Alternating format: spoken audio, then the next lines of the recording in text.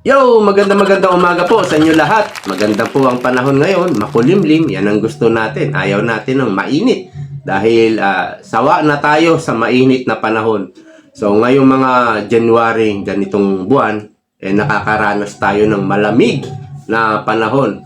So, sa July 19 daw, bubuksan muli ang Blue Ribbon Committee, ang committee ni Panfilo Lacson.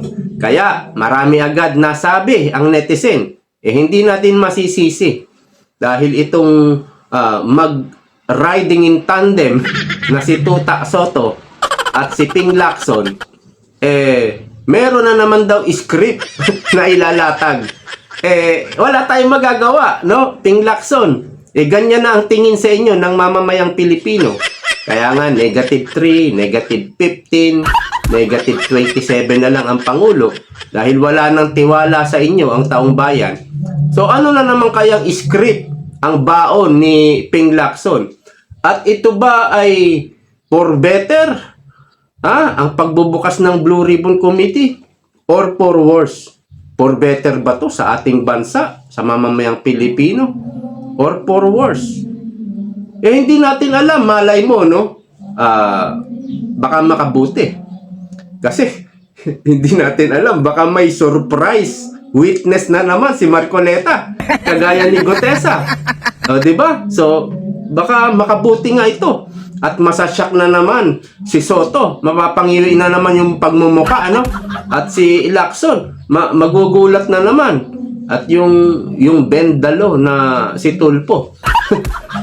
Eto, pag halimbawa may witness na naman si Marcoleta at hinarang ito ni Lacson, abay, matik na. Talagang pinoprotektahan niya ang mga mastermind.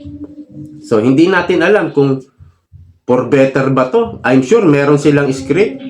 Pero alam naman natin, malalaman natin na kung scripted yan, talagang hindi po yan maitatago. Malalaman, mabubuking po yan. So, malalaman natin kung ito'y for better or for worse ang pagbubukas sa July 19 dito sa Blue Ribbon Committee. At mayroon pang pahayag si Lacson na sabi niya, wala naman daw ebidensya kay Tambaluslos sa korupsyon sa flood control. Biruin mo, na pinangunahan na. Nagpauna na si Lacson sa pagtatanggol sa mga magnanakaw. Wala naman daw maliban kay Gutesa. Yun na nga yung ebidensya nun. Testimonial evidence po yung kay Gutesa. At baka nakakalimutan niya si Saldico. Anong sinasabi mong wala namang ebidensya laban kay Tambaloslos?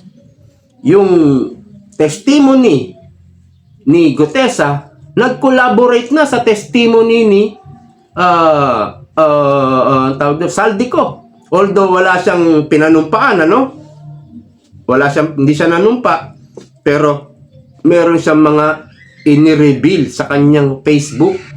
At yan ay may kasunod na ebidensya. Ano yan? Yung mga maletang pera. Ang daming maletang pera. Hindi ba ebidensya yan? I'm sure na i-download nyo yan.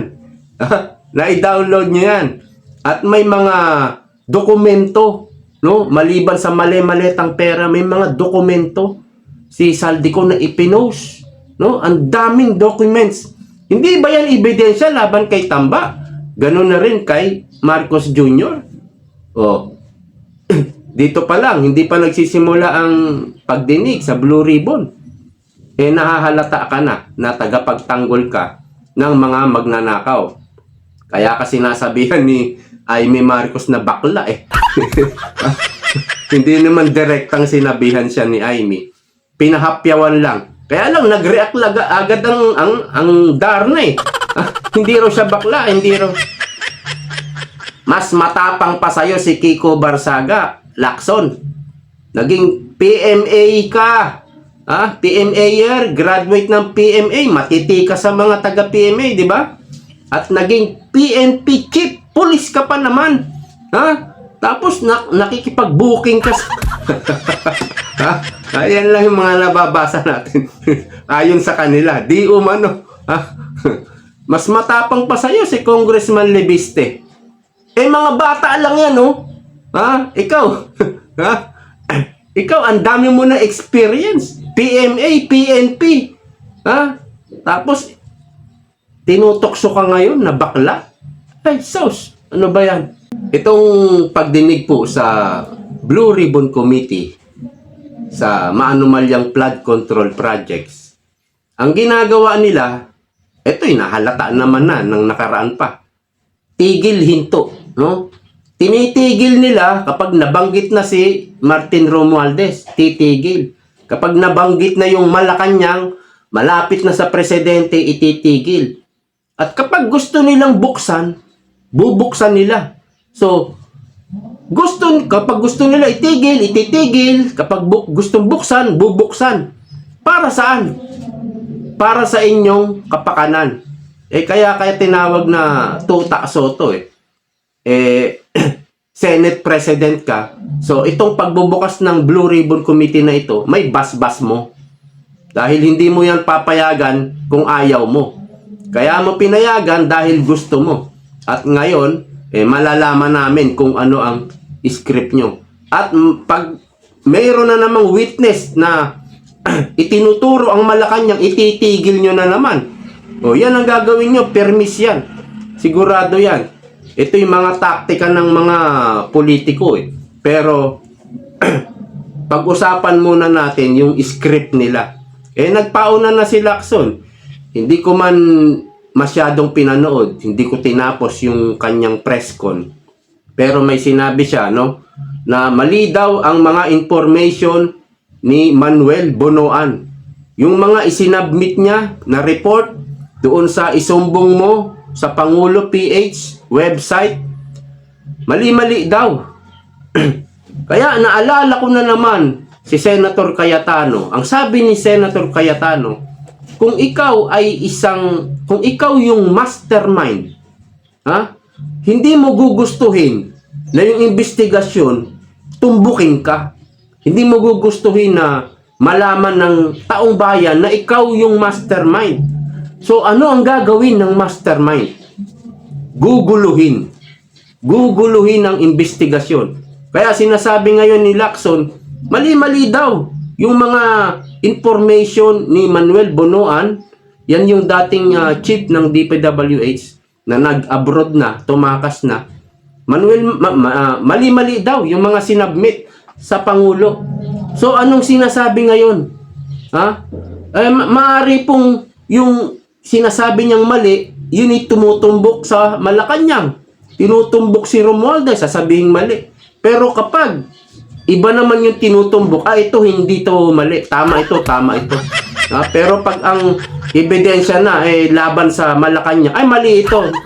Ganyan ba, Lacson? So, tama nga si Cayetano, no? Kapag ang mastermind, tinutumbok na, malapit na sa mastermind, ihihinto. At hindi niya gugustuhin na matumbok siya, kaya ang gagawin ay guguluhin. Ang talino talaga ni Senator Cayetano. Tama nga naman. Ito, ang nangyayari. Gulong-gulo na ang taong bayan. Hindi nga alam ng taong bayan kung sino na paniniwalaan Kaya, naging epekto ng survey ni Marcos ay negative. Lahat ng survey negative na. So isa ito sa script na gagawin ni Lacson na guluhin ang isip ng tao. Pero inyo, marami nang nai-report na ghost project, pero ang report ng DPWH completed. Pinuntahan pa nga ni Marcos yung proyekto niyang ghost. Di ba? Sa Bulacan, di ba? Punta siya Wala talaga. Pero sa DPWH, completed na. Sabi ni Marcos, wala talaga Walang project. Mr. President, hindi kaya flood control mo yon? Di ba sabi ni Saldico, noong 2025, ang insertion mo sa flood control ay 100 billion. Sigurado, marami doon ghost project. Ha? Kaya kunya-kunyarian ka lang, bumisita ka, no? Yung pala, yung binisita mo, project mo pala yun, yung ghost project na yun. 'Di ba? So nililinlang mo lang ang taong bayan. Ngayon, ilang buwan na ang nakalipas. Noong mga nakaraan, last year pa. Sabi, yung mga ghost project na na-identify, ginagawa ngayon. Noong panahon na yan, ginagawa. So hinahabol na matapos. Hinahabol. Kaya yung investigasyon dito sa flood control, pinahaba ng pinahaba, baka yung iba, hindi naman siguro lahat ng ghost project ipapagawa nila. Baka yung iba hinahabol. Pinapatayo ni Bongbong Marcos para matapos. So, yung report na completed, ay tama nga naman completed. Kaya lang natapos ng 2026. Nakatakdang matapos yun 2025 eh. Bakit 2026 natapos? Hindi pa rin kayo makakalusot kay BP Sara kapag naupo ang babaeng yan, no? So yan ang ginagawa, pinapahaba, at yung mga completed na ghost project ay inaayos ngayon, ginagawa. Pero I'm sure sa dami ng ghost project, hindi yun magagawa lahat, hindi yun matatapos. So, yung mga report daw ng DPWH ay mali-mali. So, ginugulo na o guguluhin ng lalo ni Lacson dito sa pagdinig sa flood control. Kaya, dito po sa Cabral Files, no? Dito sila takot na takot. And I'm sure mayroong hawak si BP Sara nito. Malamang ito nabigyan ng kopya ni Lebiste ang ating Vice President. Opo. Kaya I'm sure mayroong hawak si BP Sara ng Cabral Files. Dahil simula 2023 pa lang, sinabi na ni Pangulo, tama, pwede rin naman tawaging Pangulong Sara Duterte, na nangalap na siya ng mga ebidensya tungkol sa impeachment, sa lahat ng mga anomalya, korupsyon, ipinapile. Sinabi yan ni BP Sara, 2023 pa lang, natandaan ko na. Sa dami ng mga anomalya, korakot dito sa flood control at iba pang mga korakot, pinapile lahat yan, ebidensya na yan ng grupo ni BP Sara. Kaya takot na takot silang maupo si BP Sara. Dahil kapag nga naupo, ito ang mangyayari. Maraming kakanta. Bakit? Para mailigtas nila sarili nila.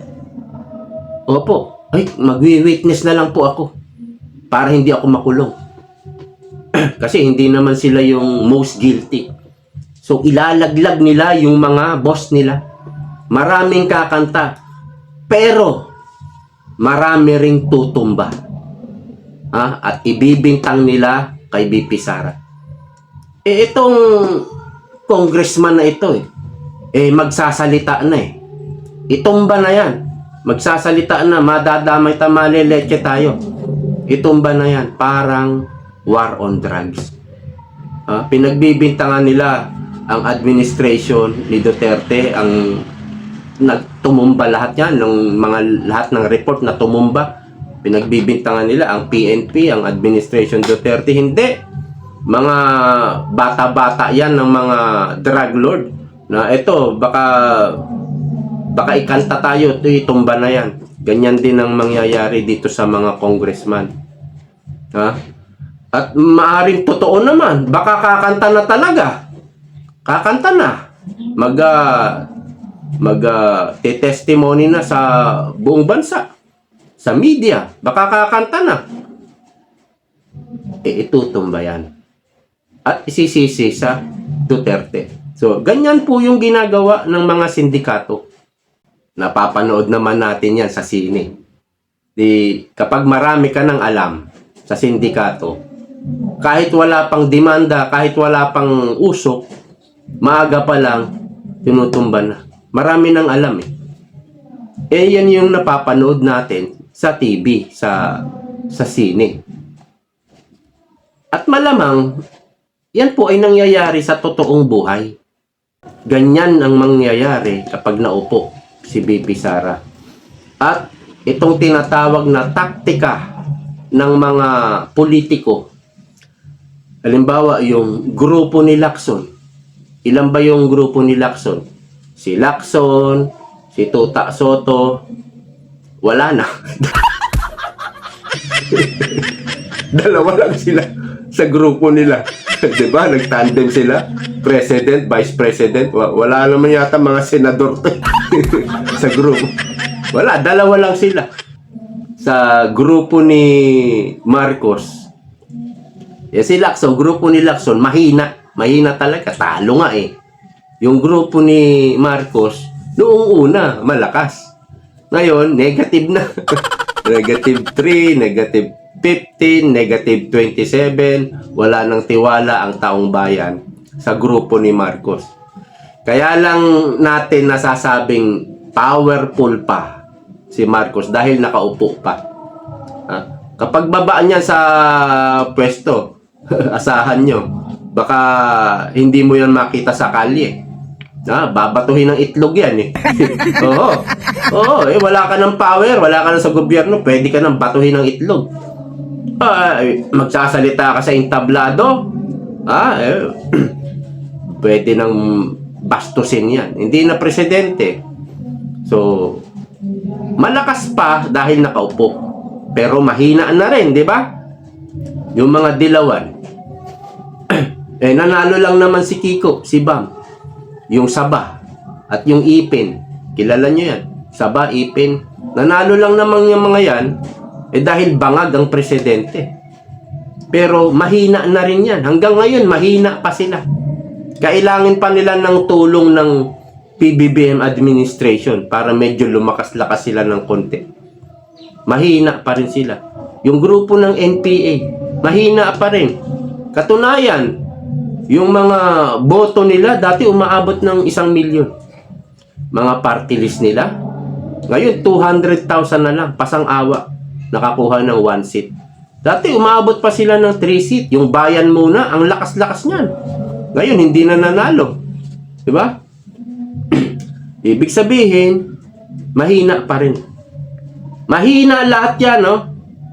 Lacson, Marcos, Dilawan, NPA, yung grupo ng Duterte, yan ang malakas ngayon. Kahit wala sa posisyon, wala sa kapangyarihan, kitang-kitang napakalakas ng mga Duterte. Kaya nagtutulong-tulong yung 4 na yan na grupo na pabagsakin ang mga Duterte. Pero iisa lang ang mga taktika ng mga politikong yan. Pansariling interest. Hindi papayag yan na, oops, teka, malalamangan tayo ni Marcos, malalamangan tayo ng mga dilawan, gagawin ni Tutak Soto, ni Lacson, ganito, ganyan, ganyan. Hindi po pwede, hindi. Ang interest nila, ang iniisip nila. Pero nagkakakampi-kampi yan. Pero kapag, nakikita naman natin kapag mukhang hindi maganda para sa kanila, magsasalita yan. Magpapamedya yan. Sasabihin niya yung ganito, ganyan. Kasi, hindi pabor sa kanila. Puro pansariling interest lang yung mga grupo na yan. Walang maaasahan ang mamamayang Pilipino at ang ating bansang Pilipinas. Diyan sa mga leader na yan. Walang mga malasakit yan Pero yun mo, magnanakaw, ipagtatanggol mo, didepensahan mo. Ano maaasahan ng Pilipinas? So, sa Duterte lang talaga, nakakakita ang taong bayan ng pag-asa. At itong Duterte na to, ito ang pinakamalakas na grupo sa ngayon. Wala pa yan sa kapangyarihan. So, yung mga ibang grupo, mga sariling interest lang po ang pakay ng mga yan. Kaya abangan na lang natin kung ano ang gagawing script o kung ano ilalatag na script ni Pinky Lacson diyan sa pagbubukas ng Blue Ribbon Committee investigation sa flood control. Maraming salamat sa patuloy na nanonood dito po sa ating vlog. See you po next time. God bless.